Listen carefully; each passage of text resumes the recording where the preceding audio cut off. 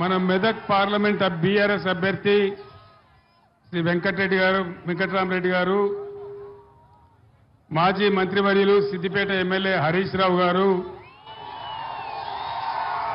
మన స్థానిక ఎమ్మెల్యే మీ అందరి ప్రియతమ నాయకుడు మహిపాల్ రెడ్డి గారు, నర్సాపూర్ ఎమ్మెల్యే సునీత మహిపాల్ రెడ్డి గారు, మన సంగారెడ్డి ఎమ్మెల్యే చింతా ప్రభాకర్ గారు, జడ్పీ చైర్మన్ మంజుశ్రీ జైపాల్ రెడ్డి గారు, ఫారూక్ హుస్సేన్ మాజీ ఎమ్మెల్సీ గారు, గౌరవనీయులు సత్యనారాయణ గారు ఎక్స్ఎమ్మెల్యే గారు, ఇంత భారీ సంఖ్యలో రాత్రి పొద్దుపోయినా కూడా హాజరైన మీ అందరికీ కూడా నా నమస్కారం.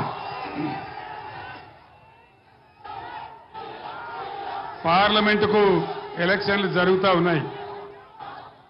మనకు 10 o'clock లిమిట్ ఉంది. దయచేసి నినాదాలు చివరికి చెప్దాం. ఒక పావు గంట టైం దొరకాలా? మీరు కొద్దిగా సైలెన్స్ ఉంటే బెటర్. మీ అందరికీ తెలుసు పార్లమెంటుకి ఎలక్షన్లు జరుగుతూ ఉన్నాయి. ప్రధానమంత్రి నరేంద్ర మోడీ 10 సంవత్సరాల క్రితం గద్దెకెక్కితే ఒక 150 నినాదాలు చెప్పినాడు. 150 నినాదాలలో ఏ ఒక్క నినాదం కూడా నిజం కాలే. మీరందరూ చెప్పాలి, నేను అడుగుతా ఉన్నా. మోడీ గారు చాలా విషయాలు చెప్పినాడు. నేను గెలిస్తే విదేశాలలో ఉన్న నల్ల డబ్బు తెచ్చి ప్రతి ఇంటికి 15 లక్షలు ఇస్తానాడు.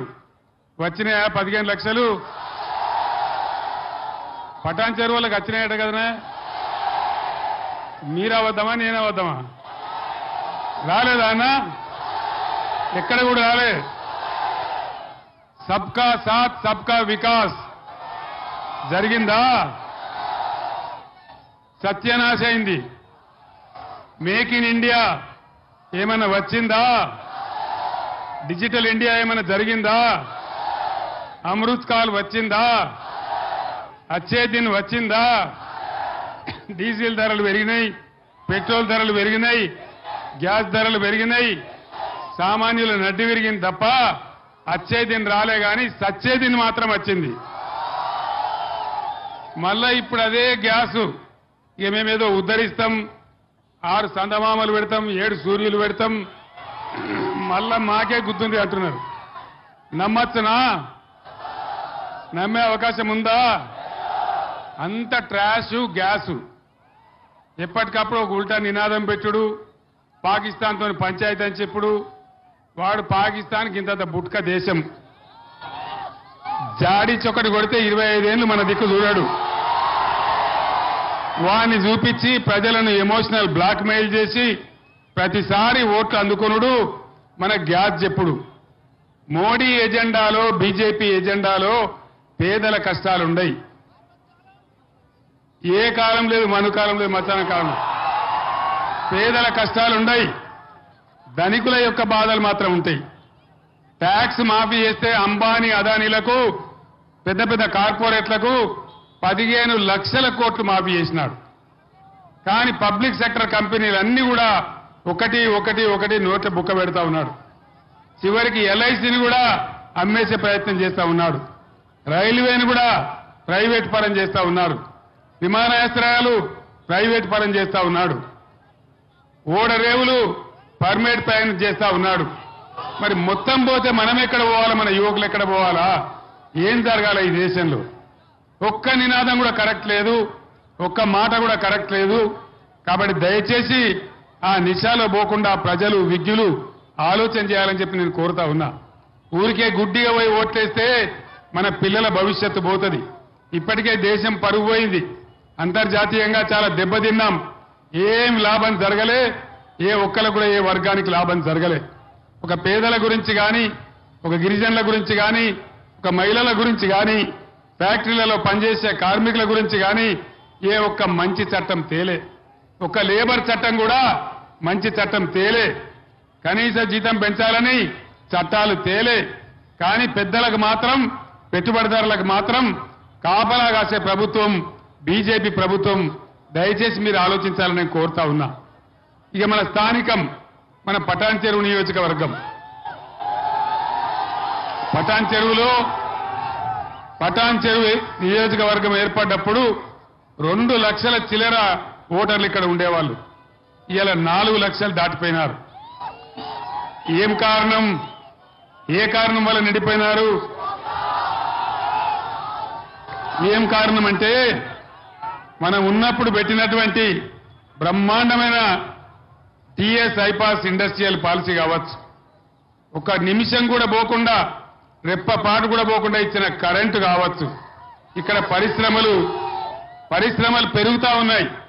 అందుకోసం దేశం నలుమూలల నుంచి వచ్చి బిడ్డలు ఇక్కడ నార్త్ ఇండియా కావచ్చు, వెస్ట్ ఇండియా కావచ్చు, ఈస్ట్ ఇండియా కావచ్చు, సౌత్ ఇండియా కావచ్చు, ఇక్కడ వచ్చి వాళ్ళ పొట్ట గడుపుకుంటా ఉన్నారు.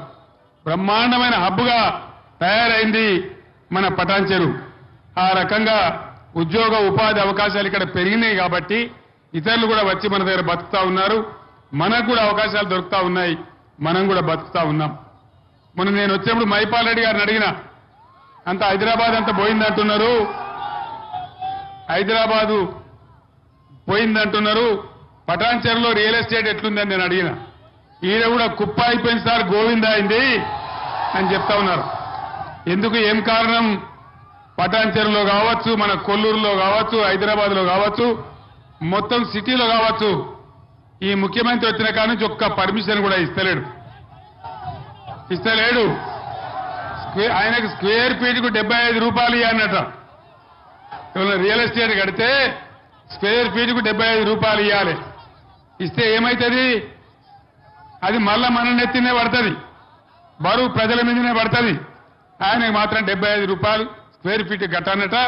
దాంతో రియల్ ఎస్టేట్ మొత్తం కుప్పగూలిపోయినది. ఎంత అద్భుతంగా ఉండే రియల్ ఎస్టేటు. ఒక గజం ధర ఎంత ఉండే పటాన్ చెరువులో? ఇవాళ అడిగేవాడు కూడా ఉన్నారా? రియల్ ఎస్టేట్ డౌన్ అయిందా? ఎవరు దీనికి కారణం? జై కాంగ్రెసేనా? కాంగ్రెసే కారణం కదా. అదేవిధంగా పటాన్ చెరువులో ఒకప్పుడు కలుషిత జలాలుండి ప్రజలకు చాలా అనారోగ్యం వచ్చేది. మిషన్ భగీరథ వచ్చిన తర్వాత బ్రహ్మాండంగా ప్రతి ఇంటికి నల్లాబెట్టి పరిశుభ్రమైన జలాలు అందించింది బీఆర్ఎస్ ప్రభుత్వం. మీ అందరికీ కూడా ఆ విషయం తెలుసు. మళ్ళా ఈరోజు నీళ్లు తక్కువైతా ఉన్నాయి, ఇబ్బందులు పెట్టే పరిస్థితి చేస్తా ఉన్నారు. మీరందరూ చూస్తున్నారు, మీ కళ్ళ ముందరనే ఉంది. పక్కనే కొల్లూరులో ఇండియాలోనే ఎక్కడ లేని విధంగా బ్రహ్మాండంగా 16,500 ఇండ్లు, డబుల్ బెడ్రూమ్ ఇండ్లు కట్టి పేదలకు ఇచ్చిన విషయం మీకు తెలుసు. అయింది కదా కొల్లూరులో, మీ పక్కనే జరిగింది. ఇవాళ వీళ్ళు అవన్నీ కూడా ఏం కాలేదని అబద్ధాలు చెప్పి ఎంతసేపు కేసీఆర్ను బదనాం చేయాలని అన్ని రకాల ప్రయత్నాలు చేస్తా ఉన్నారు. ఎలక్షన్లలో అరచేతిలో వైకుంఠం చూపించి 6 ప్రధాన గ్యారంటీలు, 420 హామీలు ఇచ్చినారు. ఒక్కటన్నా నెరవేరిందా? ఒక్క ఫ్రీ బస్సు మాత్రం చేసినారు ఆడవాళ్లకు. దాంతో వాళ్ళు జుట్లు ముడేసుకొని కొట్టుకుంటా ఉన్నారు. ఆడవాళ్ళేమో తండ్రిక సస్తున్నారు, ఆటో రిక్షా కార్మికులేమో ఆత్మహత్య చేసుకుంటా ఉన్నారు. వాళ్ళ బాధలు బతుకులు చెప్పలేకుండా అయిపోయినాయి. ఈ విధంగా అది ఒక్కటి తప్ప ఏ ఒక్కటి కూడా చేయలే. ప్రతి మహిళకు 2,500 రూపాయలు వచ్చినాయా? రాలేదా?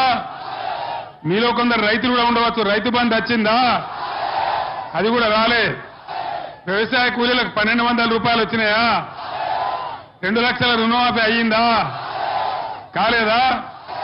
మహిళలకు 2,500 వచ్చినాయా? పెన్షన్ 2,000 4,000 అయిందా? 4,000 కాలే కానీ పాత 2,000నే ఒక నెలది కోత కోసినారు. జనవరి నెల ఎగబెట్టినారు. ఏమయ్యా ముఖ్యమంత్రి, ఏం సంగతి అంటే కనపడ్డ దేవుని మీదల్లా ఒట్టిగా, దేవుడు ఎదురవుడే కష్టమిగా, దేవుళ్ళ మీద ఒట్లు, కేసీఆర్ మీద తిట్లు. ఇవన్నీ ఎందుకు చేయవు? నువ్వు జూటా హామీలు చెప్పినావంటే కేసీఆర్ ని గుడ్లు వీక్తా, గోటీలు ఆడుకుంటా, కేసీఆర్ ని పేగులు తీసి మెడలేసుకుంటా ఆఖరికి నీ ముడ్డి మీద షెడ్డి కూడా గుంజుకుంటా అంటాడు ఆయన. షెడ్డి ఏం చేసుకుంటాడో నాకు అర్థం కాలేదు.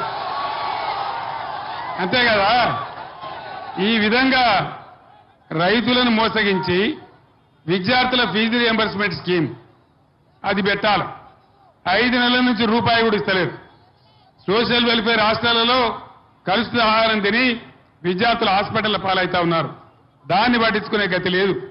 మనం ఆనాడు పేద పిల్లలు చదువుకోవాలని, విదేశాలకు పోవాలని, పెద్ద చదువులు వాళ్ళకి రావాలని అంబేద్కర్ పేరు మీద, జ్యోతిరావు పూలే పేరు మీద 20 లక్షల స్కాలర్షిప్ ఇచ్చినాం.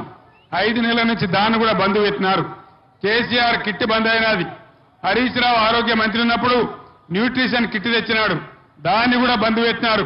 అన్ని బందే, ప్రతిది కూడా బందే. చివరికి ఇంకో మాట చెప్పినారు, మనం ఆ రోజు పేద పిల్లల లగ్గాల కోసం 1 లక్ష రూపాయలు ఇచ్చి వాళ్ళని ఆదుకున్నాం.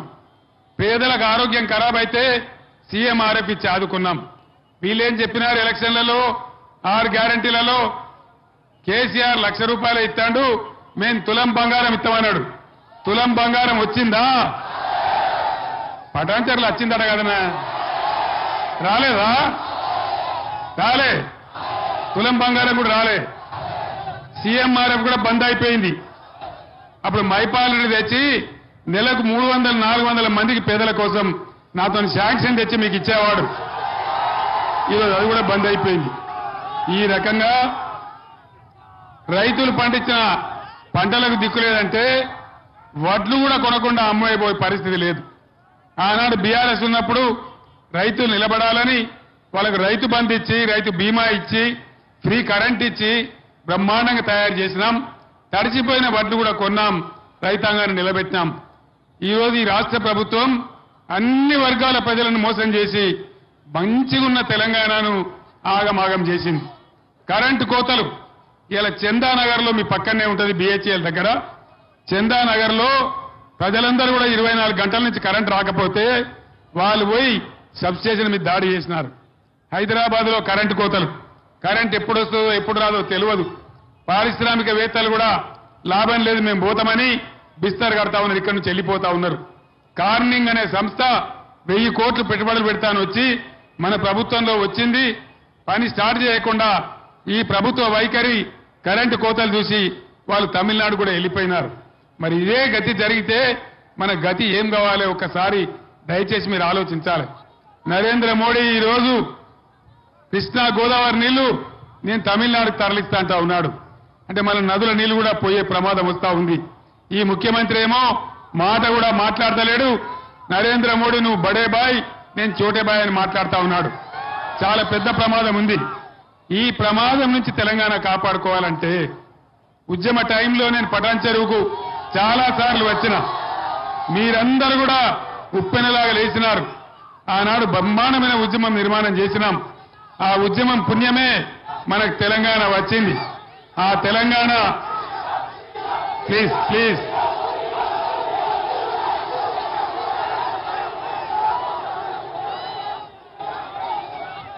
ఆనాడు తెచ్చుకున్న తెలంగాణ నేను నా ప్రాణాల మీద తెచ్చుకొని ఆమరణ దీక్ష పెట్టి చావు నోట్లో తలకాయ పెట్టి తెలంగాణ తెచ్చుకున్నాం. తెచ్చుకున్న తర్వాత కొద్ది కొద్దిగా తెల్లగై ఇప్పుడిప్పుడే బాగుపడుతున్నాం. ఈ టైంలోనే మరి దరిద్రం కాంగ్రెస్ వచ్చి మనం నెత్తిన వాలింది. చాలా ఇబ్బందులు జరిగే పరిస్థితి ఉన్నది. నేను ఒక్కటే మాట మీ బిడ్డగా మీకు మనవి చేస్తా ఉన్నా, బాధ్యత గల వ్యక్తిగా ఒకటే మాట చెప్తా ఉన్నా. ఈరోజు గోదావరి కృష్ణా నీళ్లు మనకే దక్కాలన్నా, మళ్ళా మన పరిశ్రమలు మనకే ఉండాలన్నా, ఇక్కడ కండ్లద్దాలు తయారు చేసే కంపెనీ నిలబడి ఉండాలన్నా, ఇక్కడ రైల్వే కోచ్ ఫ్యాక్టరీ నిలబడి ఉండాలన్నా, అనేక ఫ్యాక్టరీలు ఇంకా మన పడంచెరుకు రావాలన్నా ఖచ్చితంగా ఇవాళ మెదక్ ఎంపీగా వెంకట్రామరెడ్డి గారు గెలవాలి. బీఆర్ఎస్ డజన్ పైబడి స్థానాలు బీఆర్ఎస్ గెలిస్తేనే పార్లమెంట్ లో మనం కీలక పాత్ర పోషించే అవసరం వస్తుంది. ఆ విధంగానైనా రాష్ట్రాన్ని కాపాడుకోవచ్చు. కాబట్టి దయచేసి మీరందరూ కూడా పనిచేయాలని కోరుతా ఉన్నా. నా ప్రాణం ఉన్నంత వరకు, దేవుడు ఇచ్చినటువంటి ప్రాణం ఉన్నంత వరకు తెలంగాణ కోసం నా ప్రాణమైన బలిపెడత గాని అన్యాయం మాత్రం జరగనివ్వను. మీరే నాకు అండదండ, మీరే నాకు ఇన్స్పిరేషన్, మీరే నాకు ఊపిరి. నేను ఒక్క మాట, నేను పెద్దవారిని చిన్న మాట మాట్లాడను, కానీ ఇక్కడ ఉండే పోలీసులకు నేను చెప్తా ఉన్నా, మీరు చాలా అతిగా ప్రవర్తిస్తా ఉన్నారు. పటాన్చెరు ప్రాంతంలో రేపు వచ్చేది మళ్ళా మా బీఆర్ఎస్ ప్రభుత్వమే.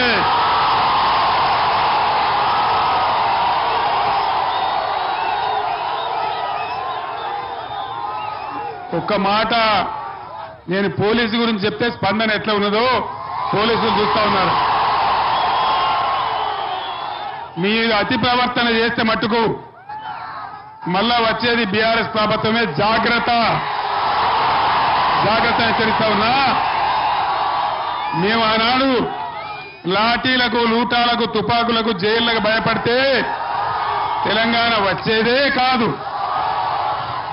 వచ్చునా తెలంగాణ? మనమేనా భయపడేది? కాబట్టి జాగ్రత్త, అతిగా పోకండి. మీ డ్యూటీ మీరు చేసుకోండి. మీకు రాజకీయాలు అవసరం లేదు. కాబట్టి జాగ్రత్త ఉండమని నేను పోలీసు సోదరులకు చెప్తా ఉన్నా. మీ అందరినీ నేను కోరేది ఒకటే, మన ఐకమత్యమే మనకు శ్రీరామ రక్ష. అందరం కలిసే ఆనాడు తెలంగాణ తెచ్చుకున్నాం. ఈనాడు ఈ దుర్మార్గ కాంగ్రెస్ నుంచి, దుర్మార్గ బీజేపీ నుంచి తెలంగాణను రక్షించుకోవాలంటే డజన్ పైబడి స్థానాలు మనం గెలవాలి. వెంకట్రామరెడ్డి ఒక రిటైర్డ్ ఐఏఎస్ ఆఫీసర్, ఇదే జిల్లాలో కలెక్టర్గా పనిచేసిన వ్యక్తి. నేను గెలిస్తే 100 కోట్లతో ట్రస్ట్ పెట్టి పేద విద్యార్థులకు చదువు చెప్పిస్తా అని చెప్పినాడు. ప్రతి నియోజకవర్గంలో ఆయన సొంత నిధుల నుంచి, గవర్నమెంట్ నిధులు కాదు, ఆయన సొంత నిధుల నుంచి ఒక కళ్యాణ మండపం కట్టించి ₹1 పేదలకు లగ్గం చేపిస్తా అని చెప్పినాడు. ఇట్లా ఎవరు చెప్పలే, ఎంపీ కూడా చెప్పలే, ఎంపీ కాకముందు చెప్పలే. మరి ఈ ఎంపీ గెలిస్తే మీకు ఒక మాజీ ఐఏఎస్ అధికారి, కలెక్టర్గా పనిచేసిన అనుభవం ఉన్న అధికారి మీకు వస్తారు. కాబట్టి ఆయన ఉండేది కూడా వెంకటరామరెడ్డి ఎక్కడో మీకు దూరంలో ఉండడు, ఈయన్నే కొల్లూరులో ఉంటాడు, మీ పక్కనే కొల్లూరులో ఉంటాడు. అన్నా అంటే నేను ఉన్నాను మీకు వస్తాడు, మీ పక్కనే ఉంటాడు. కాబట్టి విద్యాధికుడు, చదువుకున్నవాడు, ఆయనకు బాగా ఆస్తిపాస్తులున్నాయి. డబ్బుల కోసం రాలే, పలుకుబడి కోసం కూడా రాలే. ఆయన ఆల్రెడీ ఎమ్మెల్సీ కూడా ఉన్నాడు.